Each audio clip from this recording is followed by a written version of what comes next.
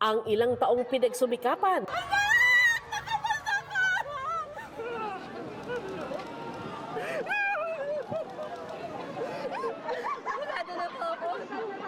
ngayon nagkaroon na ng bunga. Lolo, para sa'yo to, no? Nasagot na yung mga pangarap ko, inasal ko.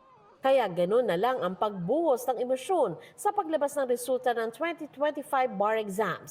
Si Abraham, 9 na taong nag-aral sa law school. Sobrang hirap po. Doon ko nakilala yung girlfriend ko. Nagkaanak na ako.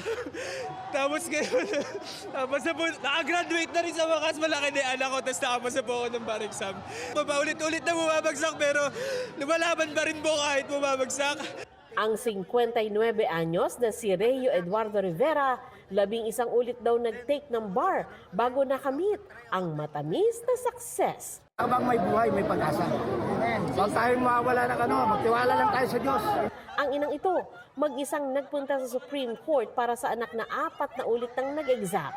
Hindi naman siya nabigo. Sabi ko, hindi anak, gusto ko, nandun ako. Kahit ilang beses pa. Anak, I love you! Binigay na sa'yo ng buong Nazareno lahat. Alay naman daw ni Ezra Solano ang tagumpay sa kanyang lolo. Lolo, para sa'yo to, no? Magsasaka po yung lolo ko, namatay po siya last year. Inalay ko po yung exam para sa kanya. Para sa mga magsasaka. Para sa inyo po ito. Ayon sa Supreme Court, 5,594 ng mahigit 11,000 examinees ang nakapasa ngayon. 48.98% ang passing rate, mas mataas kesa sa ilang nagdaang taon. Nanguna si Gen Roniel Sanchez ng UP Diliman. One of my friends called me and then informed me. She was like, Sanch, nag-top 1 ka, and I'm sitting in the Jeep, bemused. I was like, you have got to be kidding me. I never really intended to top the bar. Just do your best and whatever happens, happens.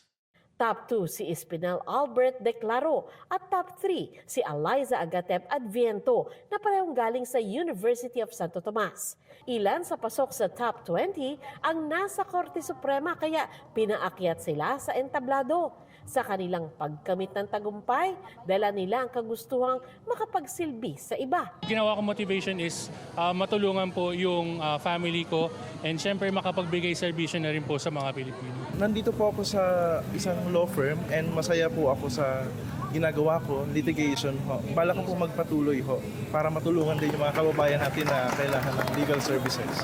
Justice is for everyone, for the poor, for the uneducated, for those unemployed, for our senior citizens, for our PWDs, for everyone. Para naman sa mga hindi pinalad makapasa sa bar exam, ipinaalala ng chairperson ng 2025 bar exams na hindi rito natatapos ang kanilang kwento. You may grieve, you may cry out, even loud, but tomorrow you have to pick up the pieces and start anew.